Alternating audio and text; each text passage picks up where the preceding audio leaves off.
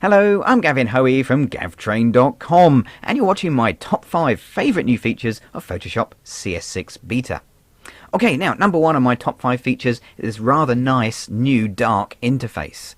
It really sets off your pictures beautifully, so they do stand out and really glow. Now, you can change it. You can go to Edit, down to Preferences, and choose Interface, and you'll find there are actually 4 colour schemes. So there is the dark colour theme, there is the sort of next one in, which is my favourite and the one I tend to use. There is the brighter one, and there's the original colour scheme from Photoshop as well. So I'll go with that colour theme right there. Okay, so that's my favourite colour theme, but what about things to do with your images? Well, number 2 on my list, and I should say these are in absolutely no particular order, is the ability to move things around on the image. Now, I know what you're thinking. You're thinking, hang on a minute, Gavin, I've been able to move things around on my images for years. Yeah, you can, but now we have a brand new tool, and it is rather good. It is the Content Aware Move tool.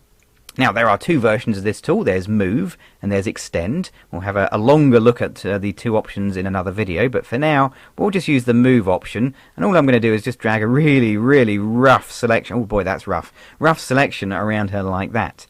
Now, all I need to do is just to drag her off to the side, and as soon as I drag, I get a copy of that selection, and it kind of floats around until I let go of the mouse. It floats.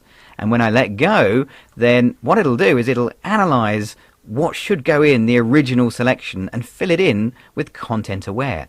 It'll also feather up the edges of the move that I did here as well. And if you don't like the way that it fills in the edges here, there's the ability to change the adaptation of the edges. But that looks pretty good. That'll do for now.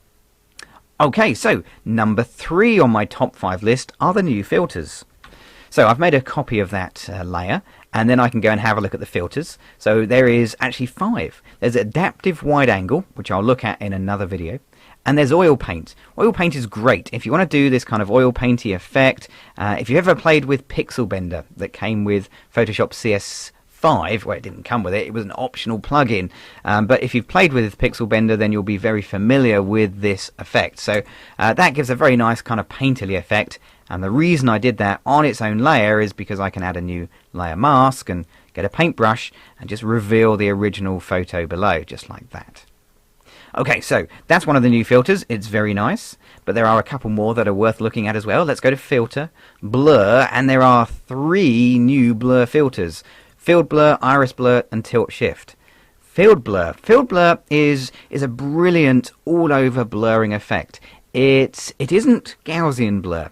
It is much more photographic. It's more like a defocusing rather than a blurring. So even when I put it up quite high, you can still see what the image is. Okay, so it really is defocused rather than blurred.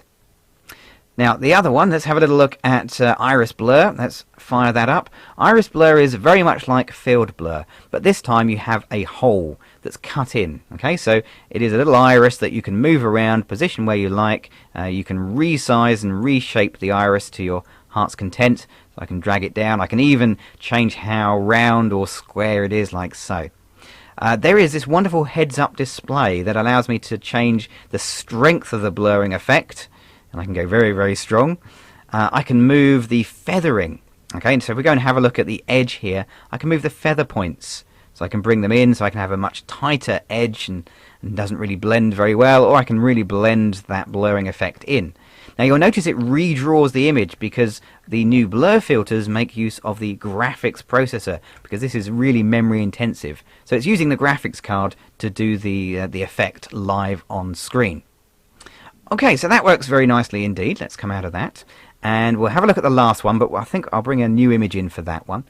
Yeah, here we go. So the last of the 3 blur filters is Filter, Blur, Tilt Shift. And Tilt Shift creates an effect that I've been doing for a long time in Photoshop. But I used to use a combination of different filters and layers and layer masks. Now it's just a simple filter, and it is much better than I used to do as well. So I can increase the amount of blurring, and what it does is it gives this kind of miniature idea with pictures like this, so it looks like this is a miniature railway. perfect image for this is one like this, where I'm shooting down onto something, but I've got extra features as well. If I come over to the options bar, I can turn on symmetric distortion and really pump up the distortion to make this whole kind of miniature train thing really become much more convincing. Okay, so that's tilt and shift. Now you'll notice that all of these blurring effects have an extra option that is called blur effects. So let's go and have a look at that, see what that's all about. So if I bring in a picture that doesn't look like it's got much potential, if I'm honest with you, it's a pretty rubbish picture, but I'm going to blur it. So filter, blur. I'm going to use field blur for this, just to give everything a kind of a general blur. And when we turn on field blur and I go down to blur effects, I can find there is really only one effect. It's the bokeh effect. Now, as I increase the light bokeh, what I end up with is probably the least convincing bokeh you're ever going to see. But, there's always a but, isn't there? But, to get this to work, you need to move the light range. So there are two sliders, there's the black slider and there's the white slider. And to make it look convincing, just bring the two sliders close together. As I bring them close together, you get that lovely kind of bokeh effect. I can control the bokeh effect. I can control the size of it by changing the amount of blur in here. So I've got lots of different control over the effect. I can even add in some color bokeh as well if I want to put a bit of color in there, make it that kind of disco-y look. Now you might be thinking, yeah, but why would I want to do that? Well, particularly on a picture like this, but keep watching and you'll see a very good reason why in just a moment. Okay, I'll hit the OK button and we'll render that blurring out. It just takes a moment or two. There it is. Now, I like that, but I don't like these corners at the top. So I'm going to remove the corners by using the spot healing brush. Now, okay, the spot healing brush isn't new inside of Photoshop CS5. Well, it was new in CS5. It's not new inside of CS6 Beta. But it always had a problem. It often would do something like that. It just didn't quite work. When it worked, it's brilliant, but when it didn't, it wasn't so good. Well, now in CS6 Beta, we have the patch tool, which has been added with content-aware ability. And this is amazing. I can draw around an area like that, and rather than letting Photoshop decide where it should clone in, I'm just going to say clone in from here. And it just works. And honestly, it is absolutely brilliant. I can just go and select an area, and it just works. Fabulous. Okay, we're going to come back to that image in just a minute, but you're probably thinking, yeah, that's great, but I'm not going to clone in skies very often. Show me something a bit more challenging. Well, here we go. Portrait, and she's got a couple of hairbands on, and I don't really like the hairbands. That wasn't part of the plan, so I'll try and remove them using the spot healing brush. Yep, okay, so my first tool of choice is the spot healing brush. Let's go and see if it works. And what happens is, no, it doesn't. In fact, it makes a right mess of the image. And that's what happened with the spot healing brush. Sometimes it didn't work. Well, now I can swap to the patch tool, and I can just draw around here with the patch tool. Round we go. And I can choose where I want my sample point to be. So rather than letting Photoshop choose a sample point, I can say, well, choose a sample point from sort of, well, down here somewhere would be good. And it'll sample in from there.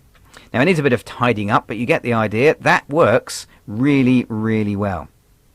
Okay, now, having done that, I'm just going to draw up the selection that I loaded up from previously. There we go, a selection, and we'll just get the move tool, and I'll just drag her off, and I'll drop her on. Yes, this picture right here. You see, I told you I'd come back to this picture. So I find the blur tools to be extremely good for creating nice abstract backgrounds, something like that, and it has this wonderful abstract background look.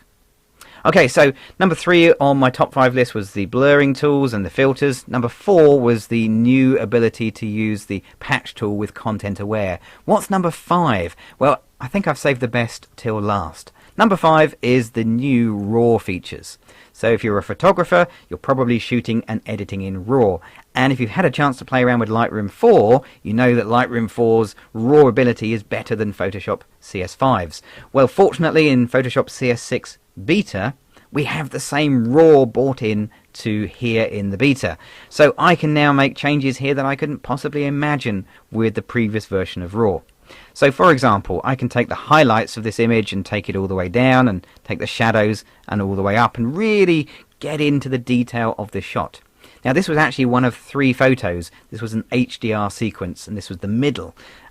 I shot this to make an HDR, but now if I keep moving my whites down and my blacks up, now I find I don't really need the other two images. I can do the HDR effect right here, particularly as I can now take clarity, which I love by the way, and really max it out without getting any haloing on the image. We can just pull the exposure down a little bit and take the contrast up, and you can see how by taking it really to the extreme, and I'm not sure I'd recommend this on a day-to-day basis, but you can really get a difference between the original shot and working it through here in Adobe Camera Raw 7. Now take the vibrance up and the saturation up like that. There are some new tools as well. If I go into the graduated filter, there's some new options here in graduated filter, and in the adjustment brush I can now control the temperature of the brush as well as having the contrast, so the highlights and the shadows. So I've got some more stuff here, and even noise reduction. I can add in some noise reduction as well, so I can control the noise where I put in my adjustment brushes and graduated filters. It's a whole new area to work on, and there will be a much more detailed video on that coming out. But for now, that gives you an idea that we can go from the original settings, let's just come in here, that was as shot, through to something utterly different, and it really is quite amazing. So we'll bring that back into Photoshop CS6 Beta, and that rounds off my quick look at some of the new features of CS6 Beta. Now I'll be doing more detailed videos as time progresses. You can catch those on my website at www.gavtrain.com. I'm Gavin Hoey. Thanks for watching.